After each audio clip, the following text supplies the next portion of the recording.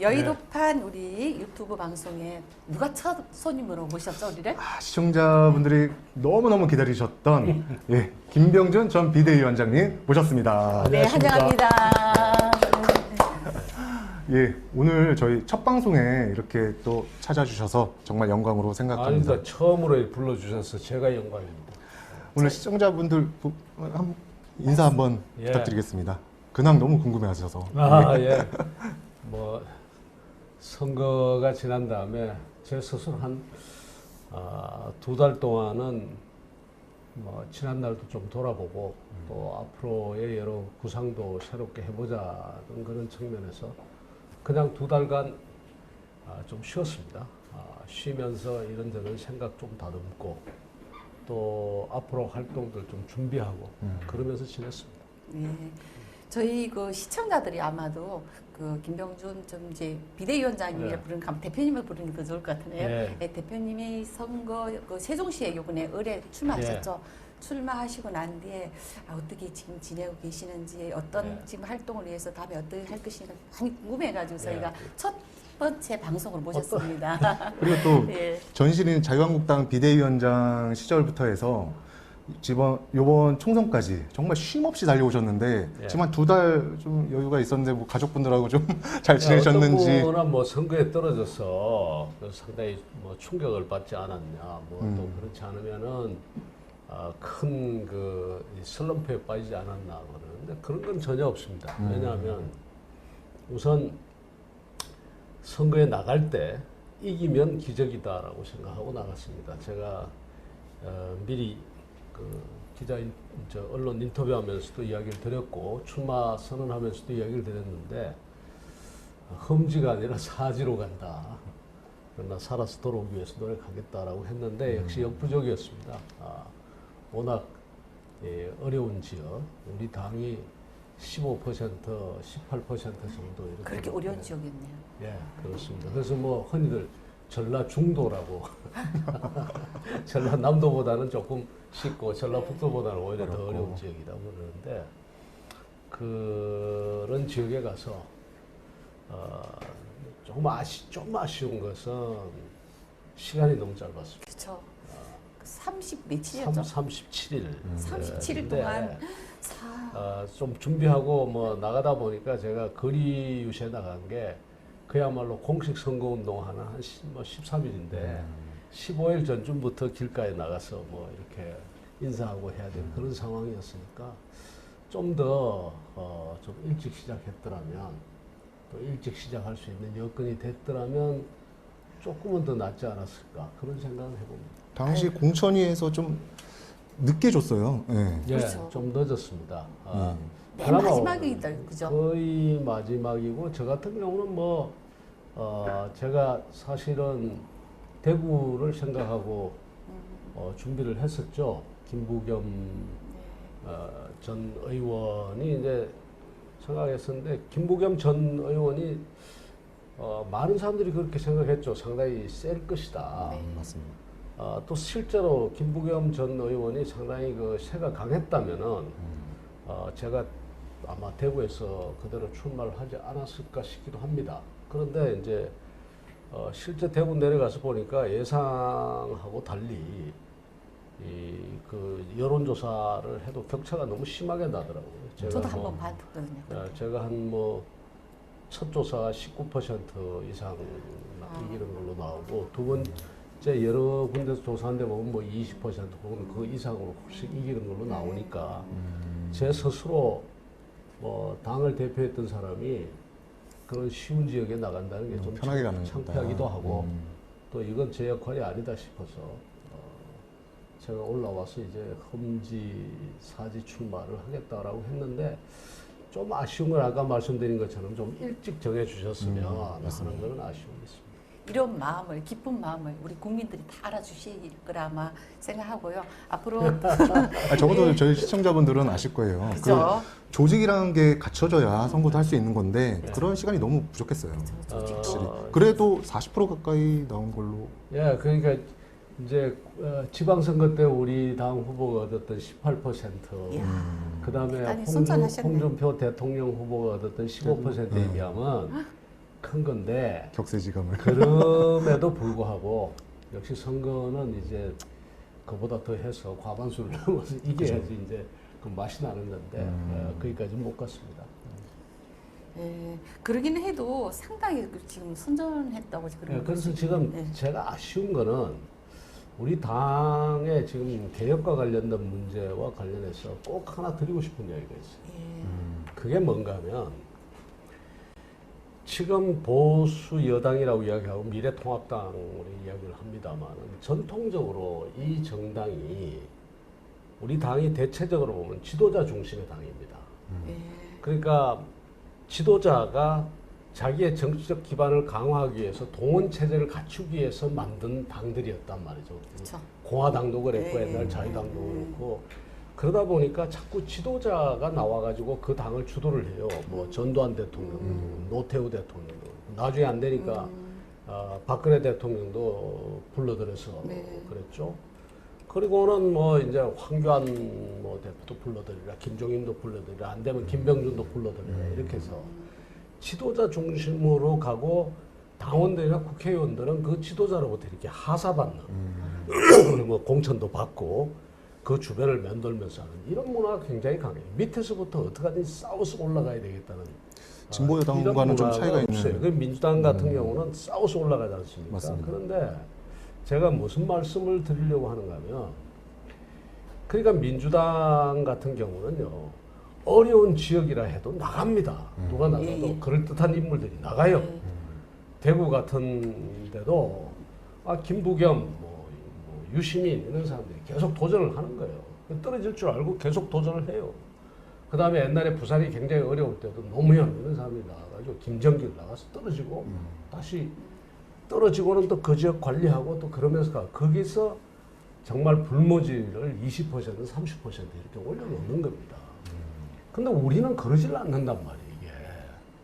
그러니까 그 광주 출신이라든가 이런 분들을 당에서 잘 키우고 또 그런 분들을 당에서나 정부에서 역할을 할 수 있게 한 다음에 그분들이 나가서 싸우고 떨어지더라도 또 싸우고 떨어지고 난 다음에도 거기서 다시 또 떨어지더라도 또 관리를 해나가고 이렇게 해나가야 되는데 그렇게 안 해버리는 거예요. 전부 뭔가 이렇게 공천받고 하사받듯이 받아가지고 가서 되면은 그 자리에서 하고 안 하면 그날로 보따리 사서 올라와요. 약간 보수 정치 같은. 이제 그 보수 정치 이렇게 가니까 이 당이 어려운 겁니다. 그렇죠. 그래서 저 같은 경우는 제가 지금 떨어졌는데 떨어지고도 제가 그랬어요. 내가 세종시에 다시 출마할 일 없다. 다시 출마할 일 없지만 그냥 가지 않는다. 지금 40% 얻었으니까 이 40% 기반을 더 누가 출마하더라도 10% 20% 얻을 수 있는 기반을 갖추도록 여기서 노력을 하고 하지 보따리 사서 내가 바로 올라오고 하는 안 하겠다 하고 지금 뭐 계속 그게 아예 전세 아파트 하나 얻어가지고 요번에 예. 그 지금 아, 예. 거기 약간 책임감 같으신 겁니까? 이르기는 쉽지가 않는데. 책임감이 아니라요. 예. 그 책임감이라기보다도 기본적인 그 유권자들이나 시민들에 대한 기본적인 도리 아닌가 싶은 생각이 들고요. 그 다음에 그렇게 하지 않고서는 우리 당이 지금 좀 변할 수가 있을까? 물론 제가 이 중앙 정치도 또 신경을 써야 되고 또 여러 하는 일들이 있으니까 그게 계속 있을 수는 없습니다만 최소한 일주일에 하루 이틀 내지는 이틀 3일은 세종에 가서 있자. 그래서 계속 만나고 젊은이들하고 같이 움직이고 그래서 이번 19일 날 사실은 이제 선거 떨어지고 난 다음에 첫 행보를 합니다. 예. 어떤 첫 행보? 행보를 하는 게 예. 이 젊은 분들 하고 같이 예. 우리 당이 젊은 분들이 젊은 피가 필요하잖아요. 예, 그 젊은 분들하고 같이 독도를 갑니다. 독도. 와. 2박 3일 일정으로 독도를 가는데 서울, 세종, 대구 뭐 이런 지역에 있는 분들, 젊은 예, 청년과 그 젊은 여성. 지역 기반을 네, 바탕으로. 여성들 해서 지역 기반 바탕에 누구든지 이제 앞으로 이런 그 일정을 계속할 텐데 이번에는 이제 아무래도 제 주변에 이제 있는 가까운 사람들 이제 중심으로 해서 어떻게 어떤 활동을 해야 되느냐라는 그 논의도 하고 네. 또 우리 정치의 그 어떤 잘잘못에 대해서 기본적인 인식을 공유할 필요가 있는 사람들을 중심으로 해서 지금 한 40명 아, 오, 맞네요. 예. 독도를 갈 예정입니다. 갔다 오고 난 다음에 거기서 논의된 것을 바탕으로 해서 주로 이제 이 청년들과 좀 적극적인 활동. 왜 제가 청년들이라고 하냐면요. 젊은 피가 필요한 거 있습니다. 틀림없이. 네. 근데 젊은 피가 필요하다는 것도 있지만 이번에 좀 선거 때 좀 느끼신 바가 있다고. 선거 때 굉장히 크게 느꼈습니다. 예. 이번에. 그래서 저는 예. 이게 이제 제가 중요한 이야기 중에 하나가 될 것 같은데 저는 한국 정치에 대해서 지금 희망을 가지고 있습니다. 희망을 가지고 있고 그 희망을 가지고 있는 이유가 뭔가 하면 세종이라는 데서 이제 뭐 일반 이야기하는 거하고 달리 네. 이제 유권자들하고 이야기를 많이 하게 되지 않습니까? 그렇죠. 네. 의견을 많이 근데 직접 들어요. 이제 부딪히고. 세종에 이제 특히 제 지역구 같으면 조치원업과 면지역도 있습니다만 거기는 인구가 한 6만여 명, 네. 합쳐서 6만 명 정도 되고 그 다음에 이제 오히려 이제 더 많은 인구가 이 신도심에 전부 살고 계시거든요. 네. 9만 명 정도 신도심에 살고 계시는데 그 신도심의 평균 연령이 30대 초반입니다. 30대 초반이요. 그래서 얘기가 어렵다는 겁니다. 아. 우리 당이 어려운 이유가 거기서는 뭐 지난 지방선거 때는 우리 득표율이 10%, 11%밖에 안 나오는 겁니다. 그 정도로 이제 그 어려운 지역인데. 보통 젊은 층은 뭐 진보. 예. 그래서 성향의 그분들하고 표가 많다. 끊임없이 이제 많은 대화를 나눴는데 제가 하나의 확신을 가진 거는 지금의 30대, 40대 우리가 흔히 말하면 좌파 성향이다, 진보 성향이다 그러는데 아니다. 의외로. 이분들은 절대로 사회주의자가 될 수가 없고 이분들은 절대 말하자면 그런 어떤 좌판이 이렇게 네. 될 수가 없는 분들이다. 네. 지금의 젊은 세대들 중에 대다수는. 아, 오히려 오히려. 어느 쪽이 더 좌파나 특히 사회주의고 공산주의 이런 성향을 가려면 국가 권력, 국가가 사회를 통제하고 그 다음에 국가가 오히려 더 정부가 우리 생활에 깊이 관여하고 하는 이런 이제 성향을 많이 가지죠. 사회주의는 이런 것들은. 네. 그죠. 근데 이분들은 안 해요. 이분들은 안 보통은 해요. 그 굉장히 진보적인 말하자면 정책에 동의를 하지 않습니까? 이분들은 굉장히 자기 진보적인 정책에 동의를 하면서도 예. 그러면서도 그게 문제점이 있다는 것도 다 알고요. 그리고 또 한편으로는 가장 중요한 것은 개인의 어떤 뭐 지나치다고 할 정도의 어떨 때는 개인주의. 그리고 실제 그 실사구시적인 어떤 또 실제 이익을 굉장히 깊이 생각하고 하는 이런 그런 그런 경향이 아주 세죠. 그 실사구시적인 이런 것이 굉장히 강해요. 그래서 이분들은 절대로 사회주의자나 그다음에 어떤 그 국가주의자, 특히 공산주의나 좌파 이렇게 확 돌아설 수가 없는 분들이다. 오히려 어느 쪽인가 하면은 예. 개인의 자유권의 확대라는가 이런 부분에 있어서 오히려 지금 50대, 60대보다도 훨씬 더 강한 생각을 가지고 있다. 이게 바로 뭔가 하면 자유민주주의의 기초가 되는 겁니다. 네. 그래서 우리가 이 정말 잘하면 아주 좋은 우리 국가 미래를 건설할 수 있다라는 걸 제가 가졌기 때문에 이 청년들하고 자꾸 접하려고 하는 거고요. 그 다음에 청년들을 자꾸 모아서 청년들로 하여금 이야기를 하게 하려고 그러는데 그 이유가 뭔가 하면 소위 메신저 이 프로그램이 있는 거예요. 메신저 문제가 있는 거예요. 이제는 우리 당이 그걸 굉장히 국민들로부터 신뢰를 많이 잃었어요. 이렇다 보니까 메시지를 내놔도 이걸 믿지도 않고 존중하지도 않아요. 그렇죠. 받아들이지 예. 않죠. 그러니까 새로운 얼굴들, 새로운 세대가 말하자면 저와 같은 생각을 가진 사람이라든가 비슷한 생각을 가진 그 젊은이들이 그분들이 이야기를 해줘야 돼요. 예. 그래서 이제 젊은이들하고 자꾸 지금 이야기를 하는 겁니다, 제가. 그리고 그분들 보고 좀 앞장서달라. 새로운 스피커를 좀 새로운 스피커로서의 그 젊은 세대. 그리고 그게 분명히 그분들 필요하다. 입으로 자유민주주의와 자유시장 경제. 그리고 젊은 층은 그럼 자유주의와 시장 경제를 네, 그러면서 추종하기 때문에 이제 차이점은 뭔가 하면 정말 아담 스미스가 말하는 그런 자유민주주의가 그런 자유시장 경제 그게 다가 아니라 국가가 해야 될 역할을 하는 예, 예. 예를 들어서 우리 지금 코로나 사태가 이제 있었습니다만 또 어떨 때는 국가가 역할을 해야 돼요. 그죠. 이런 뭐라 그럴까요? 방역 문제라든가 안전 문제라든가 그렇죠. 또그 안보 문제라든가 또 우리 약자를 보호하는 문제 네. 국가가 이런 해야 할 데서는 일이 분명히 국가가 있죠. 적극적인 예. 역할을 하고 네. 그러나 그 반면에 또 한편은 더 중요한 거는 정말 대한민국 국민 한 사람이 자기의 창의력과 상상력을 다 할 수 있도록 그게 더 소중하죠. 시장에 있어서는 그야말로 규제를 완화해서 자율성을 이분들이 마음껏 하고 싶은 일을 할 수 있도록 해주는 거죠. 맞습니다. 근데 지금 이제 문재인 정부 같은 경우는 이제 반대로 가요, 지금 오히려. 이게 항상 그 자유한국당 시절도 그렇고 자유주의 시장 경제에 대해서 좀 많이 발언을 하셨어요. 그리고 탈국가주의에 대해서도 많이 발언을 하신 걸로 알고 저는 있고. 이렇게 쉽게 이야기합니다. 자유와 평등을 놓고서 우리가 지금 계속 지금 문재인 대통령이 또다시 무슨 평등한 경제 어쩌고 이야기를 하는데요. 자유와 평등 문제를 이야기하면 제가 이렇게 이야기합니다.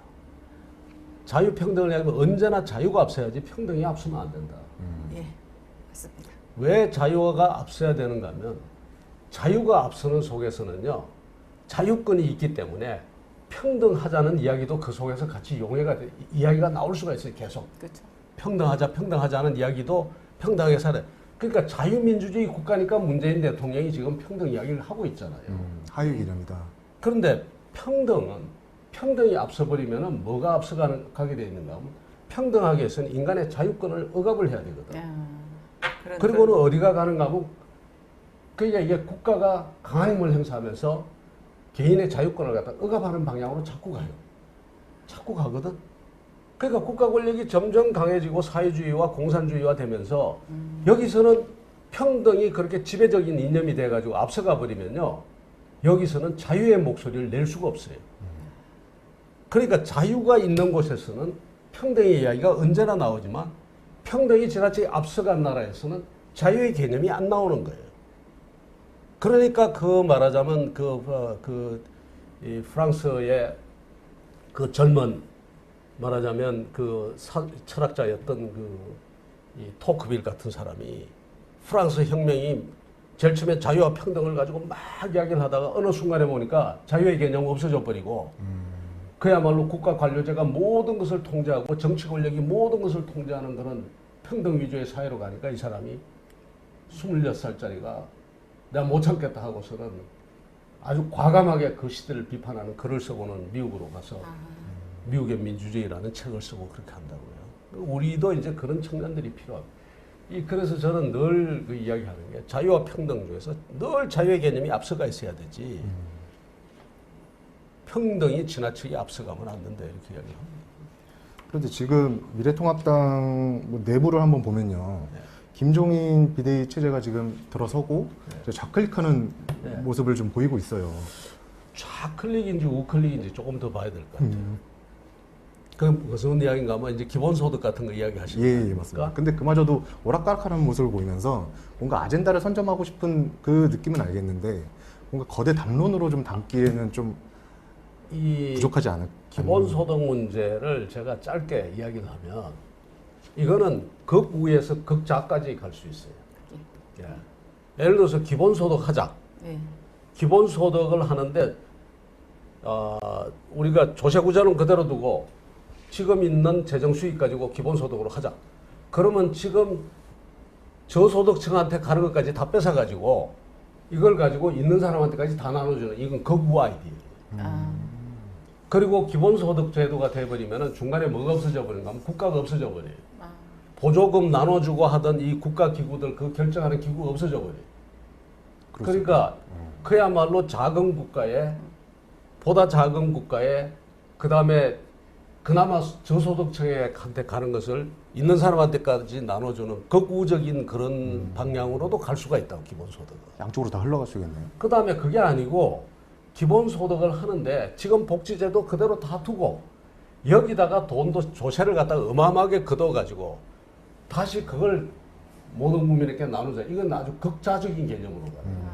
그래서 기본소득 그 자체는 극우에서 극자까지 다 있다. 근데 김종인 대표가 지금 김종인 그 위원장이 이야기하는 기본소득의 내용이 뭔지 모르겠어요. 그죠. 그리고 저 스스로도 민주당에서 모르는 이야기하는 그 개념이 뭔지 모르겠다고. 말하자면 조세를 더 걷어서 가자는 건지 복지제도를 그대로 두고 그 위에 더 엎치자는 건지 아니면 조세제도를 바꿀 때 그것을 부자한테만 돈을 걷어가지고 나누자는 이야기인지 아니면 국민 계세주의로 가가지고 국민 모두가 이 조세를 갖다 더 부담하는 그런 상태에서 재정을 확보해서 가겠다는 이야기지. 그래서 대한민국 지금 현재의 기본소득 논의는 아무런 지금 뭐라고 그럴까요? 정체를 알 수가 없는 기본소득 논의가 지금 이루어지고 있는 거예요. 그러면서 다들 겁었나? 이렇게 하면 표를 잃을까? 저렇게 하면 표를 얻을까? 그걸 보고서는 지금 눈치 보면서 정치 이렇게 하지 마시라고요. 정말. 맞습니다. 정치 이렇게 하지 마시고 속에 있는 이야기가 기본소득 어떤 기본소득인지 이야기하시라고요. 조세를 더 거두자는 건지 아니면 복지제도를 지금 해치고 하자는 건지 뭘 정확하게 이야기하고 국민 계세주의 도대체 말하자면 세금 안 걷어도 된다라고 생각하시는 분들은 지금 이 재정 구조를 그대로 두고 그럼 할 수 있다는 이야기인지 그리고 세계 어느 나라가 말하자면 이렇게 면세자 비율이 48%, 49% 소득세 면세자 그렇죠. 비율 법인세 면세자 비율이 48% 되는 국가에서 있는 사람한테만 돈 걷어가지고 기본소득 하자는 그런 나라가 어디 있는지 좀 이야기하시라고요. 좌파든 우파든 간에. 그러고서 이야기를 시작해야지 그냥 기본소득이라고 던져놓으니까 국민들은 혼란스럽기만 한 겁니다. 이슈 하나만 딱 던져놨잖아요. 지금 현 상태에서. 그래서 물론 쉬운 이야기는 아닙니다. 그렇기 때문에 제가 지난번에도 재난기본소득 어떻게 운운할 때 재난기본소득이라고 그러지 말고 그냥 재난 그 구호기금이라고 하든가 뭐 보조금이라고 하든가 그러지 거기에다 기본소득 이야기를 갖다 자꾸 붙이지 말라. 왜냐하면 기본소득 그 자체는 정말 아주 복잡한 논의 구조가 필요한 거예요. 이게 그냥 쉽게 하자고 해서 되는 게 아니라고요. 뭐하고 똑같은가 하면 애 공부 잘해야 된다 하는데 공부 잘하는 방법은 다 다른 거야. 그죠. 어떻게 공부 잘하게 할 거냐는 건 뭐 천차만별이잖아요. 그쵸. 기본소득 똑같아요. 기본소득 오케이. 앞으로 일자리가 줄어드니까 일자리가 기계와 전산화 자동화되고 하니까 일자리가 점점 줄어들 수밖에 없는 구조 속에서 인구의 몇 퍼센트 실업률도 더 늘어날 수밖에 없고 오케이 그러면 기본소득은 기본적으로 이해할 만하다 치자 말이에요. 그럼 문제는 어떻게 해야 돼? 어떻게? 거기에 대해서 좀 단단히 갖춰가지고 이야기를 하라고. 조금 김종인 비대위원장님이 좀 급하신, 좀 선점을 하고 싶은 주제에 대해서 아젠다에 대해서 좀 선점하고 싶은 뭐 그런 급한 마음이 좀 들어가 있지 않나 좀 생각을 해봅니다. 아젠다로서 뭐 던지는 거는요 던져서 예, 이야기를 해볼 수 있는데 지금 그렇죠. 이제 그렇다면은 어떤 생각에 프레임이 있거든. 예를 들어서 조세 구조는 나는 지금 뭐 예를 들어서 지금 현재 우리의 국민 부담률을 20%도 안 되는 조세 부담률을 갖다가 몇 퍼센트 올리는 것을 전제로 해서 나는 지금 기본소득 문제를 제기한다든가 그렇죠. 그 세부적으로 나누는 걸 어떻게 하더라도 그 다음에 기존의 복지체제를 그대로 유지하고 한다든가 아니면 지금 기존의 복지체제를 좀 통합해서 전부 새로 재구성을 하게 한다든가 뭐 이런 이제 기본적인 거는 이야기를 해 주시는 게 저는 맞다고 봐요. 그래야지만 논쟁이 시작되고 정체를 알 수가 있어요. 나도 이야기를 하고 싶은데 이야기를 할 수가 없어요. 어떤 생각을 가지고 하시는지 모르기 때문에.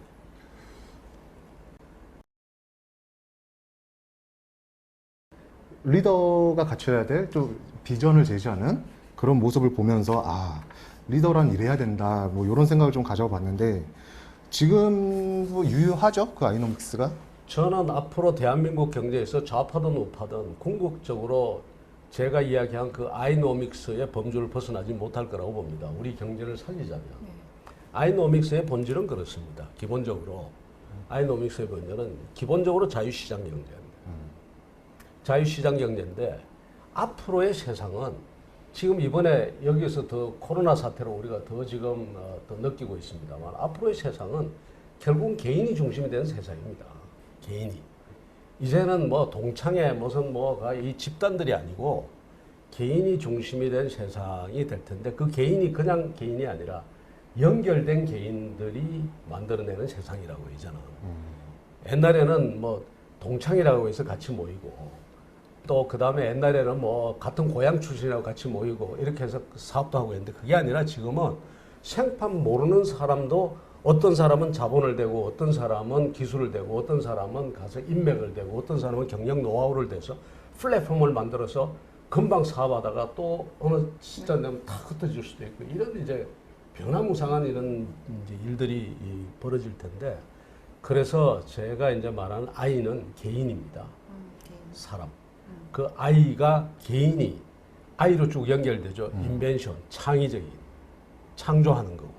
아이가 이니시에이터, 아이가 주도하는 거고.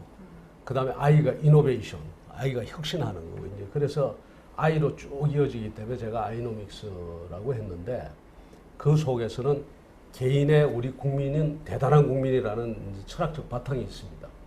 대한민국 국민은 대단히 위대한 국민이다. 이 사람들은 위대한 국민은 어떻게 해야 되느냐? 위대한 국민은 뛸 수 있게만 만들어주면 된다, 국가가. 판만 깔아주면. 판만 깔아주면 뛸 수 있도록 해줘야 돼.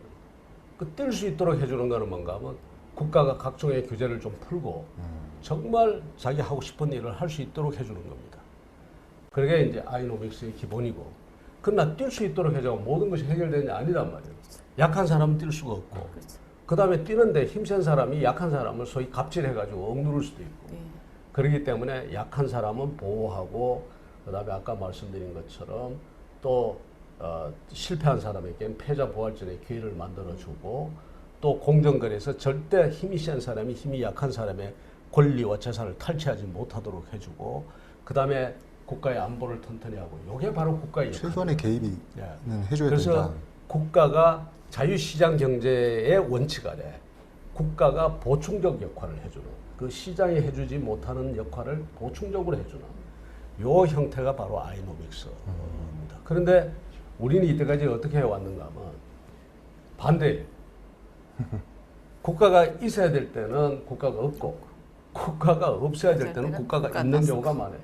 아니, 소주 광고에 가지고 청년이 와서 광고를 하든 스포츠 스타 광고를 하든 그렇죠. 거기에 국가가 왜 들어가야 되냐.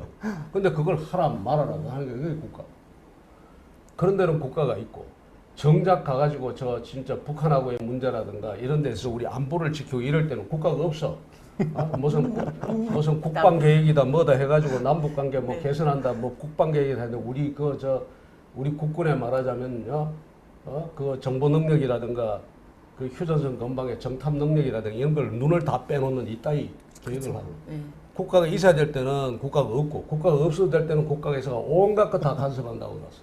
그래서 내가 문재인 정부가 안 된다고 그때 이야기하면서 대안으로 내놓은 게 아이노믹스. 그러셨구나. 근데 지금 말씀하신 것 중에 제가 다른 데서 본 것 같은데 이 컴퓨터와 컴퓨터가 연결이 되는 사회 이거를 또 예견하신 분이 또 따로 계시다고 좀 예, 그게 이제 94년, 90년대 초반의 이야기. 재밌더라고요. 예, 재미있는 이제 노 대통령 이야기를 될 수 있으면 제가 이제 좀 줄이려고 하는데 하루는 이 양반이 나보고 뭐라고 그러는가 하면은 컴퓨터 랭귀지를 배운다고 뭐 이제 코발 뭐 베이직 같은 거 랭귀지를 배운다고 쫓아다니고 있어요. 94년. 아니 정치하는 분이 무슨 그 베이직 그 컴퓨터 랭귀지 나도 안 쓰는데 나도 그냥 만들어 놓은 그냥 솔루션들 유틸리티 쓰는데 그냥 쓰시면 되지 뭐 그러냐 알아야 된대. 그 왜 그러냐 그랬더니 그때는 인터넷이라는 말이 뭔지도 잘 모를 때입니다. 90년대, 네. 93년, 94년도에. 왜냐하면 제가 그 미국에 92년도 갔을 때 내가 www. 월드와이드 맵을 제가 처음 봤다고 해요. 그때 한국서를 못 보고 있다가 미국 가서 봤는데. 그러고 난 다음이 바로 직후니까 뭐 정말 모를 때인데 이 양반이 그 이야기를 하는 거예요. 앞으로는 말이죠. 컴퓨터하고 컴퓨터끼리 다 연결돼 가지고 이제 정치하는데 조직하고 돈이 이제 별로 필요 없습니다. 뭔가 하면 컴퓨터끼리 다 연결돼 가지고 지도자가 컴퓨터를 통해 가지고 지도자의 이 말하자면 비전이나 그 사람 dem됨이 다 퍼지기 때문에 지금 현재 하고 있는 거잖아요. 그렇기 때문에 그렇기 때문에 94년도에 이거는 이제 앞으로의 정치는 조직과 돈이 아니라 명분과 가치가 중요한 시대가 열립니다. 와, 네. 대단하시네. 이게 이제 앞으로 저도 그렇게 생각합니다. 점점 여전히 이제 그 SNS 문화가 발달하고 이렇게 되면서 결국은 정치도 우리 정치가 워낙 엉망이 돼서 그렇지 조금만 질서가 잡히면 결국 그 정치인 한 사람이 가진 그 세계관 또는 시대 인식, 역사관 그리고 앞으로의 비전, 가치 이것이 중심이 되는 정치가 될 거라고 이게 생각합니다. 조금 나아가면 이제 개파 정치도 없어질 수도 있겠네요. 제가 아이노믹스라는 것을 내놓으면서 예. 아이팔리틱스라는 것도 같이 아, 내놨습니다. 예. 맞습니다. 그 아이팔리틱스 속에는 개파 정치라는 게 있을 수가 없습니다. 없어질 것이다라고 보는 거죠. 개인과 연결되는 예. 사회가 의원도 이제는 의원도 그리고 정당도 힘이 약해질 것이다라고 보는 겁니다. 장래에 있어서는. 그래서 실질적으로 왜냐하면 가치가 굉장히 다양화되면서 나는 민주당에 속하지만은 이 정책에 있어서는 서로 통합당의 저 친구하고 저 의원하고 나하고 생각이 같다 하면은 당을 떠나서 연계해서 박혀 있는 원외 세력과 같이 연합을 하면서 법안을 만들기도 하고요. 그렇게 가야지 된다. 근데 그렇게 가지 못하도록 막고 있는 게 이게 보수 정치. 이고 그 다음에 또 이제 이 정당 중심의 정치거든요. 그리고 진영 논리고. 그래서 진영 논리나 지나친 그 정당 중심의 사고라든가 또 한편으로 보면은 그런 특히 보수 정치나 개파 정치 같은 거는 이것이 국회의 합리적인 의사결정 구조를 방해하는 그런 요소들이라고 저는 보고 이점도 있겠지만 장기적으로 봐서는 그런 부분에 대한 혁신이 우리 사회에서 언젠가는 일어날 것이다 라고 저는 얘기를 합니다. 그러고 보면 지금 좀 전에 말씀해 주셨듯이 지금 정치가 엉망이라고 하셨잖아요. 그럼 정치가 엉망이 않고 제대로 가려면은 그 정치 국회에 들어오시는 분도 분야별로 전문성이 있는 이런 분들도 좀 중심이 돼서 그 공천도 되고 또 그분들이 우리나라 대한민국 이끌어갈 수 있는 그런 역할이 돼야 되지 않나 저는 그렇게 언제 생각해요. 한번 저를 또 다시 불러주시면요. 네. 길게 한번 이야기를 드리고 싶은데 사실은 이제 국회 구조 자체가 문제입니다. 네, 국회가 저보고 이야기하라면 이건 농경시대 유물입니다. 네, 농경시대. 농경시대 때 그냥 그 시민혁명이 일어나고 할 때 유럽에서 그때 시민의 대표들이 모여가지고 이제 이 왕이 법을 만들도록 하지 말고 네, 시민의 대표들이 법을 만들게 네. 해야 되겠다라고 해서 이제 국회가 만들어졌는데요. 어떤 문제가 있는가 하면 지금 그 국회가 지금까지 쭉 이 제도화되어 움직이고 있는데 우리가 이제 국민들이 아셔야 됩니다. 이제 이 좀 심각한 말씀인데 뭘 아셔야 되는가 하면 국회는 절대 지금 현재 우리 국회는요. 제가 아주 단적으로 이야기하면은 많은 분들이 사람이 문제다고 그러는데 여기에 세종대왕 안중근 의사 그다음에 뭐 도산 안창호 선생 뭐 이순신 장군 다 들어가도 저 국회 안 됩니다. 안 되게 돼 있어요. 왜 안 되게 돼 있는가 하면 국회라는 게 기본적으로 심사숙고해야 하는 장이고 수기의 장이고 의논하는 장이잖아요. 그렇죠. 그 속에서 우리 사회에 얼마나 많은 이해관계가 지금 대립되고 있습니까? 당연히 국회 안에서 싸움이 있을 수밖에 없고 대립이 있을 수밖에 없고 그 다음에 논리의 싸움이 있을 수밖에 없어요. 네, 빨리 결정할 수 있는 데가 아닙니다. 네, 그런데 우리 사회에서 일어나는 정책 문제는 정말 과거에요. 산업화 시대 이전에 농경시대 때 아까 유물이라고 했는데 농경시대 때는요. 국회에 상정되는 법안의 숫자가 1년에 몇 개입니다. 유럽 국회도. 미국도 산업혁명 이전에 국회는 불과 수십 개의 법안을 다루는 거예요. 네, 그러면은 그 사람들이 보통 보면 추수 끝나고 모여가지고 저까지 크리스마스 전까지 네. 그것도 본회의 중심으로 딱 자기들끼리 토론해가지고 몇 건 딱 처리하고 집에 가면 됩니다. 근데 지금은 어떠냐? 지금 현재 우리나라 국회에 지금 계류된 현재의 법안만 하더라도 15,000건이 이게 넘습니다. 어마어마하다고 지금 쌓여 있다고 그러시더라고요. 매일같이 입법해야 될 일들이 수도 없이 지금 발생하고 있는 거예요.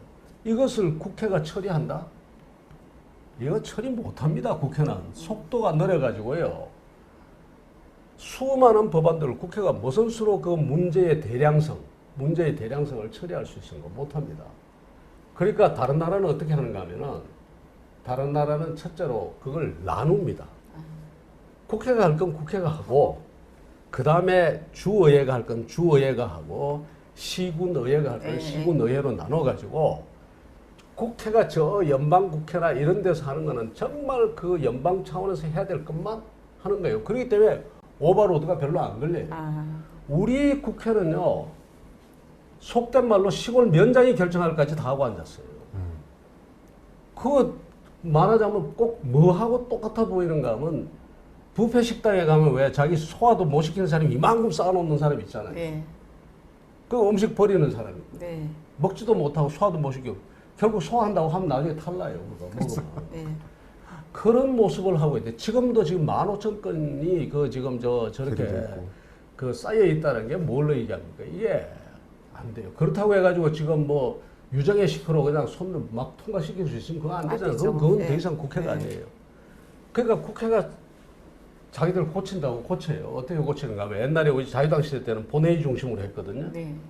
본회의 중심으로 해서 한 건 처리할 시간에 상임위 14개 상임위원회 보고 처리하면 상임위원회 통과한 건 본회의 그냥 통과하면 옛날에 본회의가 한 건 처리할 걸 상임위원회 14개가 처리하면 14건을 한 번에 처리한다. 그렇게 해서 숫자를 처리 건수를 갖다 많이 늘리는데도 지금 한계가 있는 거예요. 그 다음에 특히 국회는 어떤 문제 모르느냐 그런 문제 모르잖아요. 그렇죠. 전문적인 문제 몰라요. 그렇죠. 우주, 항공 이런 거 국회가 압니까? 모르죠. 몰라요. 네. 그러니까 이제 유럽 같은 데서는 어떻게 하는가 하면은 국회 이외에 아까 종적인 권한을 종적으로 나눠요. 종적으로 나눈다는 것은 국회가 할 건 하고 지방의회가 할 건 지방의회로 딱딱 주는 거예요. 지방자치를 제대로 해요. 그러니까. 우리나라처럼 엉터리 지방자치 하지 말고 정말 지방자치 하라고 했더니 저 어떤 지역 가면 영남이나 호남 같은 데 그러잖아요. 옛날에 대통령이 시장 군수 임명했는데 지금은 국회의원이 임명하는 거예요. 임명권자만 달라졌지 뭐가 지방자치 제대로 하지도 않거든요.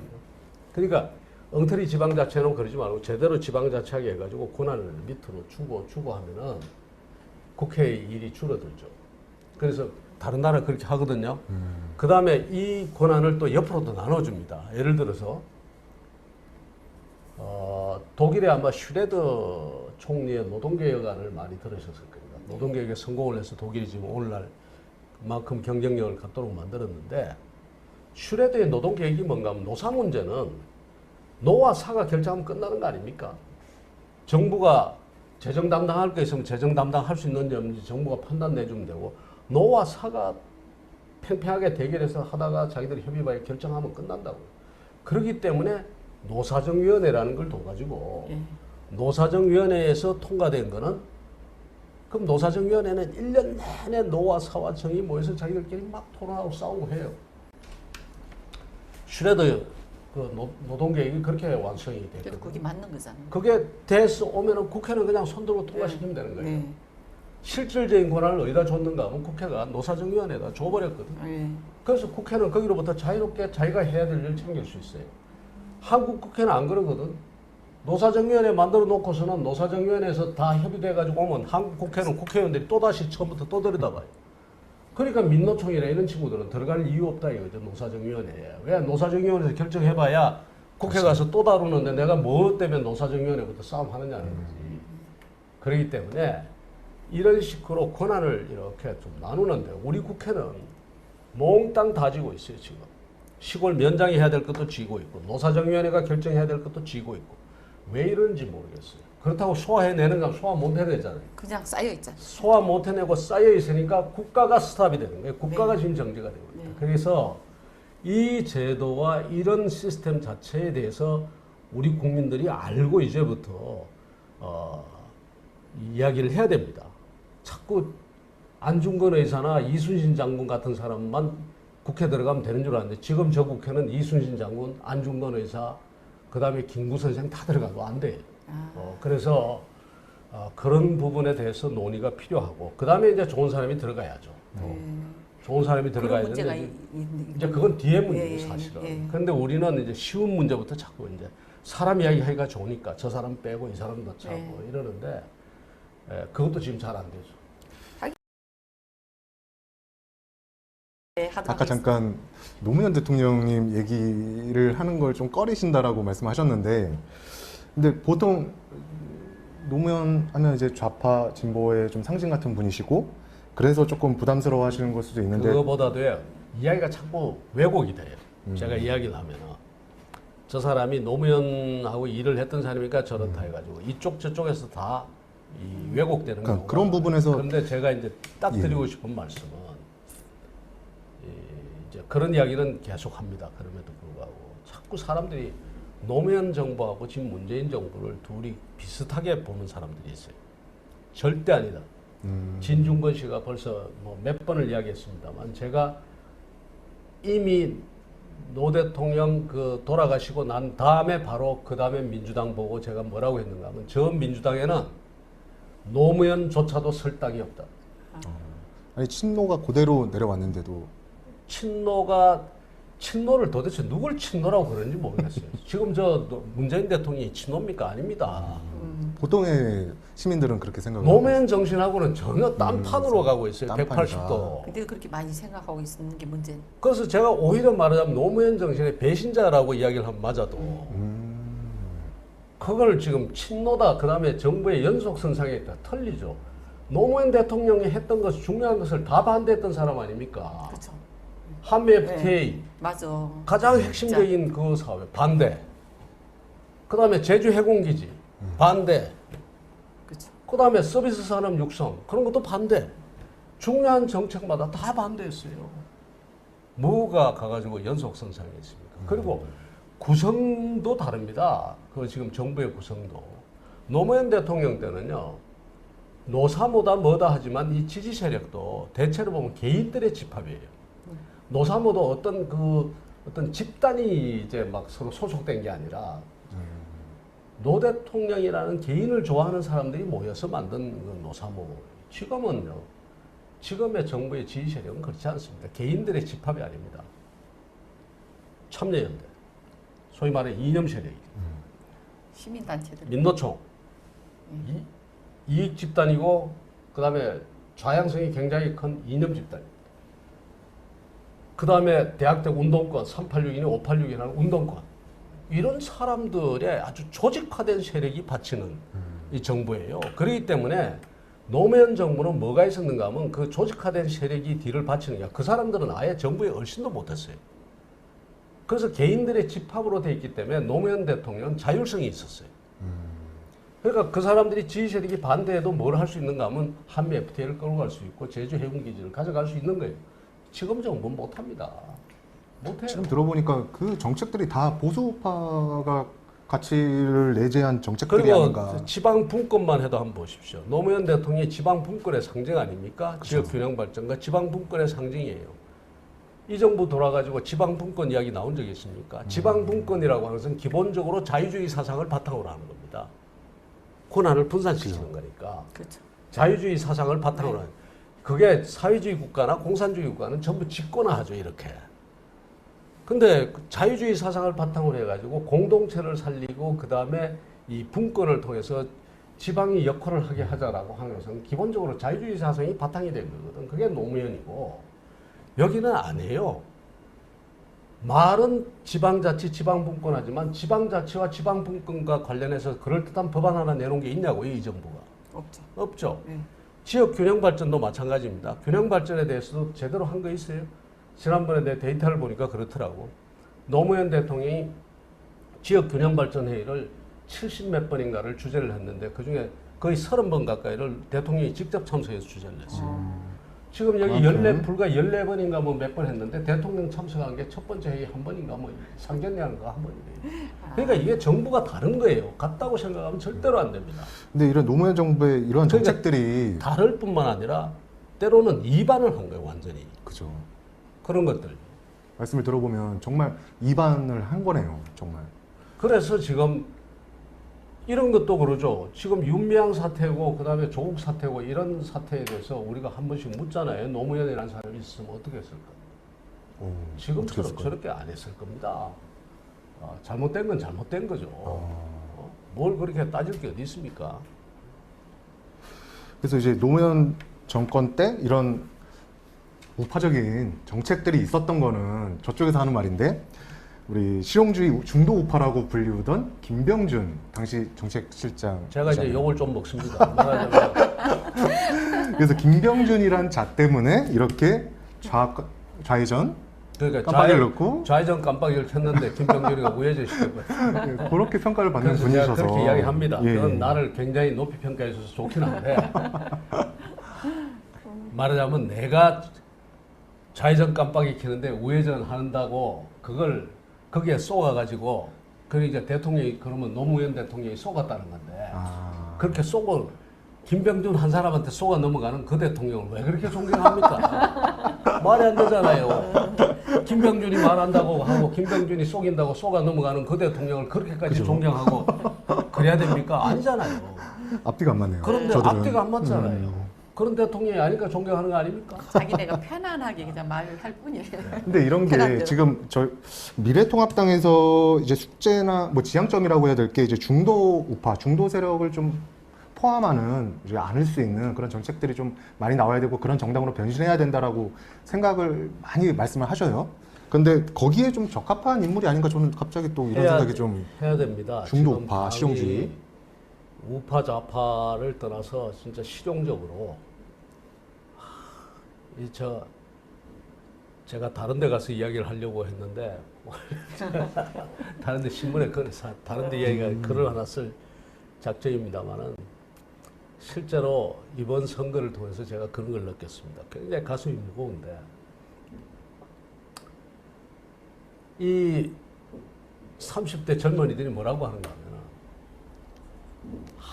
민주당이 싫고 민주당이 마음에 안 들고 대통령 하는 것도 마음에 너무 안 들고 조국이니 뭐 이런 사람들 하는 거 보면 정말 대한민국 떠나고 싶다. 젊은 친구들 그렇게 이야기합니다. 그런데 뭐라고 하는가 하면 민주당 찍겠다는 거예요. 투표를 하라면. 왜 찍냐니까 미래통합당이 싫어서. 그러니까 싫다고 다 그렇게. 미래통합당이 싫어서 그렇대요. 이런 기회에 그래서 우리가 제가 이게 이제 한편으로는 희망이고 한편으로는 절망인데 희망은 뭔가 하면 우리가 바뀌면 된다. 그러니까 예, 바뀌어야 바뀌면 돼, 된다. 그리고 그 바뀌는 내용과 방법은 우리가 두고두고 또 이야기를 해야 되겠습니다만 그렇다라고 보고요. 그러면서 제가 더 심한 이야기를 들은 거는 이런 이야기를 들은 거예요. 중도다 우파를 떠나서 조국에 대해서 뭐 이야기가 나오니까 뭐 거의 완전 젊은 대부분 민주당 지지자였는데 다 싫다는 거예요, 조국. 말이 안 된다. 예. 젊은 사람들이 어디에 대해서 굉장히 강력하게 반응을 하는가 하면 자기의 기회를 뺏어갈 것 같다라는 데 대해서는 굉장히 강하게 반발합니다. 그러니까 조국의 그 여러 가지 받았던 특혜라든가 이런 것을 생각하면 그게 바로 내가 가질 수 있는 기회를 뺏어간 게 그렇죠. 그 사람이 이게 이래서. 싫은 거예요. 예.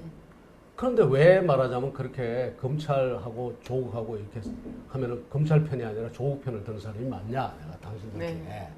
그랬더니 하는 말이 뭐라고 하는가 하면 이렇게 이야기를 하는 거예요. 이미지입니다. 조국은 조국 하나지만 네. 그리고 조국 같은 사람이 민주당 안에 뭐 여러 명이 있을 수도 있고 청와대 안에도 여러 명이 있을 수 있는데 자기들이 뭔가 하면 검찰 안에는 그런 사람이 수두룩하잖아요. 검찰 안에. 이제 그런 겁니다. 그 다음에 어디에도 수두룩한가 하면 미래통합당에도 수두룩하지 않나요? 그런 이미지가 각인이 돼 있고. 그게 각인이 돼 있는 거예요. 그래서 자기들은 민주당, 미래통합당 하면 그래도 민주당. 또 그 다음에 검찰 조국 하면 그래도 조국. 이렇게 가버린다. 그런데 왜 미래통합당은 검찰 개혁안을 못 내놓느냐? 그거는 맞는 것 같아요. 검찰 개혁안을 내놔야지. 내놓고 대안을 가지고 우리는 이런 검찰을 원한다라고 하고 국민의 검찰로 만들기 위해서는 이렇게 간다라고 안을 딱 내놓고 쉽게 너희들이 말하면- 말하는 공수처 안이라든가 이런 것은 우리는 반대한다라고 나와야 되는데 그렇죠. 대안이 없으니. 왜 국민의 목소리를 담은 검찰 개혁안도 없이 말하자면 국민이 생각할 때는 문제가 많다라고 생각하는 그 검찰을 두둔하는 것만 계속하고 윤석열 총장을 영웅시 만들면서 가지고 검찰을 두둔하는 이런 형태만 계속하는 이야기예요. 그러니까 이런 부분에서 우리가 검찰 개혁에도 대안을 내놔야 되고, 그 다음에 경제를 해상시키는데도 대안을 내놔야 돼요. 근데 대안이 없다라고 그러는데요. 대안이 없는 게 아닙니다. 따져보면 당에서 만든 것들이 많아요. 아까 제가 아이노믹스 같은 것도 저도 만들어 놨잖아요. 예. 그 안에 보면 지금 오늘 정부가 하는, 오늘도 보니까 뭐 어디 저 TV를 보니까 그 산업통상부 장관이 무슨 뭐 어디에 그 인천 가서 여러 가지 혁신 밸리를 만들고 하는 그런 것들도 우리 당에서 논의 다 되고 다 있어요. 있는데 뭐가 문제인가 하면은 작곡은 해놨어요. 예. 작곡은 했는데 지휘자가 이 곡을 해석해서 지휘를 못하는 거예요. 아, 작곡만 있으면 뭐합니까? 곡은 써놨는데 예. 지휘를 해야 되고 연주자가 그 다음에 연주자도요 훌륭한 연주자들 꽤 있습니다. 당 안에. 예. 말하자면 우리 미래통합당의 국회의원들 중에서 역량 있는 분들 적지 않습니다. 그렇죠. 말하자면 악기로 치면은 바이올린 잘 하는 분, 잘 연주하는 분, 피아노 잘 치는 분 뭐 다 있다고요. 예. 그분들을 잘 모아서 컨덕팅을 잘해서 협조해가지고 그 곡을 연주하면 되는데 이게 안 되는 거예요. 그게 안 될까요? 그런 연주자는 솔직히 지금 일각에서 나오는 그 잠룡들이라는 분들이 좀 해주셔야 되는 부분 아닐까 좀 이렇게 해야 생각하는데. 되는데 지금은 다 떨어져가지고 전부. 그런데 아니, 이 말씀 꼭 드리고 싶습니다. 지금 앞으로 한동안 우리 올 하반기 내년 초 뭐 한동안 원내 정치가 참 휘달릴 겁니다. 뭐 그냥 숫자적으로 너무 슈퍼 여당이죠. 그래서 결국은 이 과정 속에서는 원외 정치가 살아야 됩니다. 그렇죠. 예. 원외 정치가 살아나서 이 원외 정치의 지도자들이 국민들과 직접 이런 식으로 지금 이 판을 통해서 여의도 판을 통해서 지금 국민들과 직접 대화하듯이 이 원내 정치 지도자들이 국민과 직접 대화를 해줘야 됩니다. 그렇게 해서 이 원외 정치를 살려야지만 원내 정치를 좀 도와줄 수가 있고, 그 다음에 국민들에게 우리 당의 이미지라든가 아니면 지금 현재 이 문재인 정부와 그 대비되는 어떤 대안 세력으로서의 모습을 보여줄 수가 있습니다. 제가 이제 오늘 출연하는 것도 사실 그런 마음에서 출연을 했습니다. 그런 중심에서 보면요. 한번 지역에 세종시에서 출마하셨잖아요. 네. 출마하셔서 그 지역 주민들의 목소리를 다 담았고 네. 들었잖아요. 그리고 또 청년들의 또 이 지금 목소리도 다 듣고 그러시면 제일 유리하신 것 같은데. 예, 그 목소리가 중요해요. 그래서 그 이제 뭐 유리하고 불리하고 뭘 가지고 유리하고 불리하고 제 이제 이야기는 목소리를 들을 줄 아는 예. 사람이 되셨으니까 다른 사람들 보면 그런 서민들의 속에 들어가서 서민들의 목소리를 들으려고 하지는 않잖아요. 예. 근데 대표님은 지금 그 청년들도 그렇고 주민들도 그렇고 서민들의 목소리를 다 듣고 그들과 함께 하고자 하는 마음이 예. 크시니까 저희 이해하는 폭이 넓다고 근데 보이죠. 솔직히 저는 그분들하고 이야기하는 게 재밌습니다. 재미있고 저한테 따져주는 게 좋고요. 예.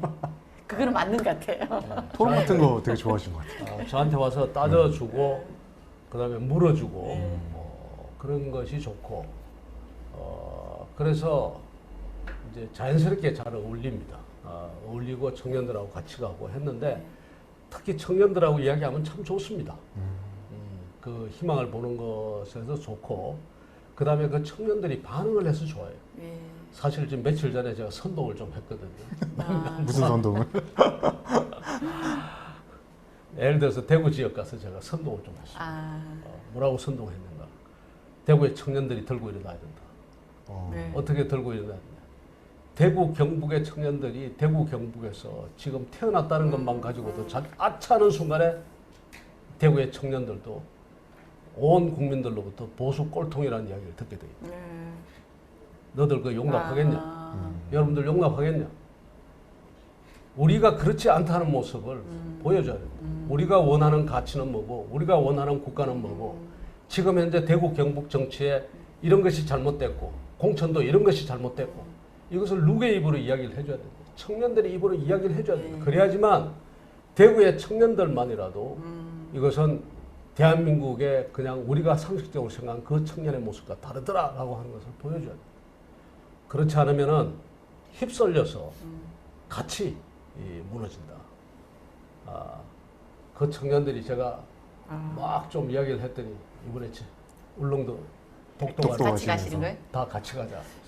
그러니까 수도권은 각 지역에서 태어나신 분들 각 지역이 다 연구가 달라서 그런지 거기에 대한 수도권에 있는 아이들 청년들이 이 보수에 관한 이 지지를 하면은 왕따 된다 그러더라고요. 제가 네. 보수가 뭔지를 이야기를 한참 하거든요. 네. 하면은 그 청년들이 이렇게 이야기합니다. 그거 진보 아닙니까? 이렇게. 제가 그 구체적으로 어떤 부분에서? 자유의 정신, 그 아까 실험과 설명해 주신 이런 것들, 자유시장 경제의 정신 같은 것을 이야기를 하면 그게 진보 아닙니까? 그만큼 우리가 지금 이게 이 사람들 청년들한테는 뭐가 돼 있는가? 보수라고 하면은 이 사람들은 군국주의 시대의 군국주의를 생각합니다. 네. 그게 아니고 진짜 보수는 이런 것이고 우리 당이 추구하는 거 이런 것이고 그래서 우리 같은 사람이 아이노믹스를 이렇게 만들어 놨다 하니까 이제 혼돈이 되는 겁니다. 그게 문재인 정부가 하는 그게 지금 그 진보 정치가 그거 아니 문재인 정치는 반대. 이것과 반대로 여러분의 자유를 구속하려고 하고 여러분들을 뭐라고 그러냐 구호도 그런 거 아니냐 내 삶을 책임지는 국가. 국가가 왜 여러분들 삶을 책임져야 돼? 여러분들 스스로 삶을 책임질 수 있도록 국가는 그 뒤에서 판을 깔아주면 되는 거고 여러분들이 실패했을 때 다시 일어설 수 있는 바닥을 마련해 주면 되는 거지 왜 국가가 당신들 삶을 다 책임져야 돼? 모든 것을 통제하고 지도하고 보호하고 끝까지 말하자면 다 이루겠다는 것이 여러분들은 모자라니까 내가 가르치고 내가 이끌고 내가 규제하고 감독하고 가르치고 해야 되겠다는 것이 지금 문재인 정부고 우리는 달리 뭐란가 하면 여러분들을 믿고 여러분들이 뛸 수 있도록 해주고 여러분들의 상상력과 창의력을 발휘할 수 있도록 해주고 거기서 부족한 부분이나 거기서 아주 못된 부분이 어떤 갑질하는 못된 부분이 나타나면 그거는 우리가 막아주겠다는 이게 지금 미래통합당의 정신이고 그것이 우리 보수의 정신인데 그러니까 이게 자기들이 이상하다 이거예요. 이게 반대 아니냐는 게 반대. 그런 게 있습니다. 뭐 전직 위원님들이라든지 네, 지금 이제 제가 많은 분들하고 이제 이야기를 많이 나눠서 서로 공감대를 형성해야 안 되겠습니까? 그래서 이번에 이제 2달 선거 지나고 2달 동안은 그대로 가만히 있고 지금 이번에 독도 갔다 오고 나면 그동안 이제 뭐 특히 이제 원외에 계신 분들 낙선하신 분들이나 낙천을 당한 분들이죠. 예. 당한 분들 이야기하고 아까 말씀드린 것처럼 저는 정말 청년들하고 이야기하는 것도 재밌고 그분들하고 이야기하는 것도 재밌습니다. 그래서 많은 분들하고 우리 국가가 어디로 가야 되는지 근본적인 이야기부터 좀 해나갈 생각입니다. 이번에 그 총선에 그 낙선되고 낙천되고 이런 분들이 정말 마음 많이 아파하고 있는 네. 걸 저도 들었거든요. 네. 그 중심에 대표님이 역할을 해주신다니까 든든합니다. 예, 그래서 부족하죠. 부족하고 모자라고 또 그 다음에 역량도 여러 가지 역량이 제 개인적인 생각의 부족도 있지만 그 다음에 이제 조직적인 뭐 재정적인 부족함도 다 있지만 또뭐 해보려고 합니다. 또 이런데 이런 판을 만들어 주시니까 저로서는 반갑고요. 이제 판에 올라타신 겁니다. 이제 예, 대표님은. 아까 제가 말씀하신 것처럼 정말 적게 잘 만드셨습니다. 왜냐하면 오늘 첫 방송에 이렇게 저로서 영광인데 이런 것을 통해서 원외 정치가 활성화돼야지 되지. 지금 원내 정치만 가지고는 우리가 너무 일방적 통행이 이루어질 가능성이 크다. 벌써 우리가 원구성 하는 데서부터 지금 나타나지 않습니까? 지금 이거 어떻게 전통적으로 법사위 같은 거는 야당이 해왔는데 뭐 법사위까지도 못 내놓겠다 저러고 이렇게 하는데 아차하는 순간에 밀린다고요. 아차하는 순간에 밀리고 그럴 수밖에 없는 구조에 있고 그래서 이 원외에서 모두들 적극적으로 좀 역할을 해야 되겠다. 저는 그렇게 생각합니다.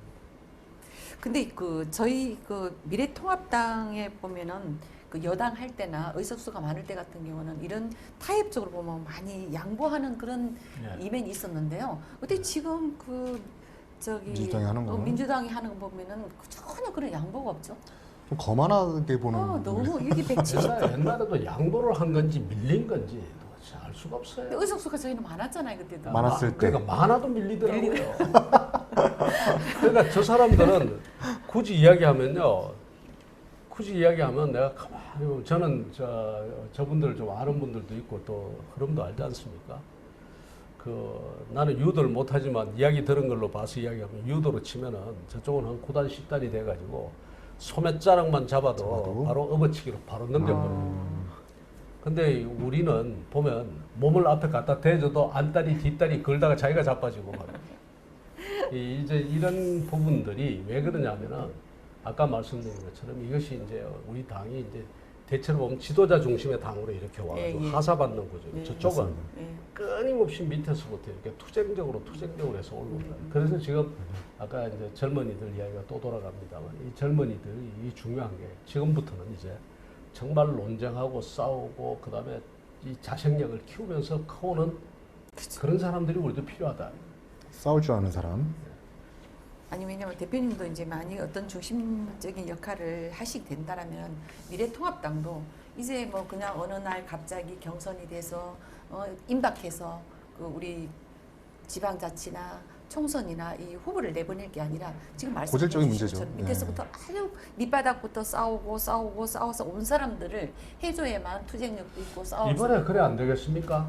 이번에 그 역할 해주십사고 저는 원외 정치가 이제 되면서 이제 그렇게 갈 좀 거고. 달라질까요? 이번에는 어차피 지금 이제 뭐 주자도 다 없어진 마당에 완전히 그 새로운 출발점에서 서로가 경쟁해야 될 거 이거요. 어느 누가 가가지고 왕관 씌운다고 되는 일 아니거든요. 많은 사람들이 아직도 그런 사고를 가지고 있어요. 특히 보수 쪽에서 그런 사고를 자꾸 해요. 누군가가 이렇게 올려서 어느 개파가 올려시키면 또 누군가가 이렇게 하면은 그런 세상 아닙니다 지금. 옛날 왕조 시대 때도 왕세자로 책봉을 해놓고 난 다음에도 왕자의 난이 일어나 서로 죽이고 살리고 하는데 이게 뭐 어느 개인 어느 개파가 누구를 갖다가 뭐 점지한다고 해서 되는 일이 아니지 않습니까? 이번에는 상당한 그런 경쟁 구도에서 출발을 할 거라고 보고 가장 이제 그 중요한 것은 누가 국민을 얼마나 설득해낼 수 있느냐, 뭐 그게 있지 않겠냐. 그런데 이번만큼은 좀 그래줬으면 좋겠습니다. 누가 하면 이긴다 생각을 좀 접었으면 좋겠어요. 누가 하면 이긴다라고 생각하지 않고 참 그러지 말고 어떤 생각을 가진 사람이 어떻게 국민을 설득하면 이긴다. 그러니까 정말 그 내공이 어느 정도로 쌓여 있고 그 사람이 국가 경영 능력이 얼마나 됐는지를 좀 봐줬으면 좋겠어요. 안 그러면은 누가 어느 날 여론조사에서 조금 앞서면 저 사람이 되는가 보다 하고 막 저 사람 막 이러다가 실패를 하는 거예요. 저희가 원하는 방향입니다, 대표님. 그렇게 간단 말이에요. 그러지 말고 진짜 내공이 어떤 내공을 가지고 국민들과 어떻게 설득하고 그 다음에 그 사람이 국가 경영을 어떻게 할 수 있는지를 보고 해야지. 항상 보면 여론조사 삑 해가지고 여론조사 조금 높으면은 저 사람으로 가자 해가지고 간단 말이에요. 나중에가 집권을 해요. 집권하고 난 다음에는 아무것도 없어. 그렇죠. 그 헤매. 그러다가 결국은 그거 권력이 뭐가 돼서 오는가 부메랑이 돼서 날라와가지고 결국 전체가 다 이 폭망하고 하는 이런 일들이 벌어진단 말이에요. 그러니까 저는 민주당이도 그렇고 미래통합당도 마찬가지라고 봅니다. 앞으로는 결국은 또 이렇게 이제 자꾸 이 대중과 접촉할 수 있는 이런 시대가 자꾸 열리니까 결국 그 대중을 누가 설득할 수 있고 또 어떤 비전을 가지고 설득할 수 있는지 어떤 가치관을 가지고 있는지 이런 걸 좀 따져줬으면 좋겠다. 네. 지금 저희가 1시간 가까이 넘는 시간인데 대표님이 너무 한 꼭지꼭지마다 너무 이렇게 지식이 너무 풍부하시고 내공이 있으십니다. 내공이 있으시고 또 우리 국민들한테 알려줄 수 있는 그 전달력이 확고하신데요. 이런 시간 가지고 짧아서 이제 앞으로는 한 꼭지만 가지고 자주 모셔서 더 깊고 예를 들어서 언제 한번 저 불러주시면 아니 자주 모셔야 되겠습니다. 기본소득 가지고 기본소득만 가지고 우리가 재미있게 진짜 토론하면서 이 기본소득이라는 것이 얼마나 말하자면 좌파적 생각이고 또 반면에 얼마나 우파적 생각인지 이 좌우가 공존하고 있는 이 정말 정책 그게 내용에 따라서 얼마나 달라질 수 있는지 이걸 좀 이야기를 했으면 좋겠어요. 예, 왜냐면 다시 한번 말씀드리지만 오늘 1시간 넘게 이렇게 저희 여의도판 유튜브 방송에 출연해 주셔가지고요. 많은 그 우리 국민들이 알릴 수 있는 지식과 또 풍부한 그 대표님의 영향력을 가지신 걸 제가 오늘 더 깊이 알았습니다. 근데 이제 보면은 우리 그 미래통합당에는 그 대권에 이제 대한 이런 주자가 조금 그 많이 뜨지 않다는 그런 걸 염려하는 반면에 여론조사 말씀하셨잖아요. 여론조사를 보면 어떤 분은 뭐 몇 프로 나오지만 아직은 우리 대표님의 곡에 대해서는 이제 조금 지금 뜨질 않아서 염려한 부분인데 오늘 말씀을 들어보니까 정말 제일 준비된 분이 아닌가. 준비되신 분이고 국민을 우리 설득할 수 있는 대한민국을 위해서 훌륭한 일하셔야 될 연주자로 분이라 충분한. 생각해서 제가 말씀드립니다. 갑자기 도망가고 싶은데 이 이야기만 제가 드리겠습니다. 네, 짧게 한번 미국에 미국이 민주당 정권이 계속 한동안 이어졌거든요. 네. 뭐 중간에 한번 공화당 정권이 들어서게 됐지만 경제 공황 이후에 이제 그 민주당 세가 이제 굉장히 강해서 이어졌는데 레이간 대통령 같은 사람이 어느 날 갑자기 나타나지 않습니다. 정말 민주당을 이길 후보가 누군가를 네. 어느 날 여론조사해가지고 저 사람이 높다 해서 그 사람 낙점해서 간 게 아니라 네. 미국의 그 공화당과 그 다음에 그 보수 정치를 하는 사람들이 인신전심으로 찾은 겁니다. 그렇죠. 네. 찾고 그 다음에 그 찾았을 뿐만 아니라 그 레이간이라는 사람을 지지해서 찾아내서 저 사람이야말로 국민을 설득할 수 있고 그 다음에 뭐도 할 수 있고 심지어 연기까지도 할 수 있는 사람 아닌가 했습니다. 찾고 다른 한편에서는 그것과 관계없이 끊임없이 헤리티지 재단이라든가 이런 것이 만들어져 가지고 새로운 대통령이 들어갔을 때 그 국가의 아젠다가 무엇이 되어야 되느냐를 갖다가 다 연구해서 받쳐줬어요. 예. 그것이 합쳐지면서 레이간 정권이 성립이 되고 레이간 이후에 여러 가지 다시 경제가 좋아지는 그런 일들이 벌어지는 겁니다. 그래서 이 정말 준비를 많이 해야 된다. 그렇지 않으면은 권력은 부메랑입니다. 잘못하면 그 권력의 칼이 다시 돌아서 나를 때리게 돼 있습니다. 그걸 지금 민주당도 경험했고 미래통합당도 경험했고 우리가 양쪽이 이미 다 경험했어요. 그 경험을 우리가 깊이 한번 되돌아봐야 됩니다. 예, 감사합니다. 저도 열심히 뭐가 되겠다는 것보다 어쨌든 지금 이 나라가 너무 지금 문제가 많습니다. 그리고 그야말로 굉장히 큰 위기 구조에 있습니다. 지금. 그래서 이 부분에 있어서 우리가 같이 고민하면서 네. 했으면 좋겠습니다. 오늘 귀한 자리 만들어 주셔서 아니요. 좋은 말씀 네, 많이 저희- 해주셔서 저희가 영광입니다. 그래서 저희가 더 의미 있는 거는 저희가 여의도판이라는 유튜브를 만들고 첫 방송이거든요. 저희가 첫 방송을 대표님을 모신 것은 정말 그동안에 2개월이란 총선 끝나고 2개월 동안에 우리 국민들이 김병준 전 비대위원장 대표님이 뭘 하고 계신지 많이 궁금해 하시고 또 대표님이 저희 방송에 첫 번으로 출연해 주심으로 인해 가지고 저희 방송도 발전될 수 있지 않나 그런 마음을 가지면서 감사합니다. 너무 감사하게 저희도 생각합니다. 정말 참 좋은 뜻 가지고 출발하신 것 같습니다. 잘 되기를 제가 기원하겠고 수시로 저도 좀 청을 드리겠습니다. 하고 싶은 말이 있을 때는 네. 언제든지 네. 열려 있습니다. 그래서 여의도판이잖아요. 예. 네. 예, 오늘 좋은 말씀해 주셔서 정말 감사드리고요. 네, 감사합니다. 예, 다음에 또 만나 뵙도록 하겠습니다. 더 자주 만나 뵙겠습니다. 자주 만나요. 예, 우리 국민들이 알 거리를 전파해 주십시오. 못 보내겠어. 감사합니다. 네.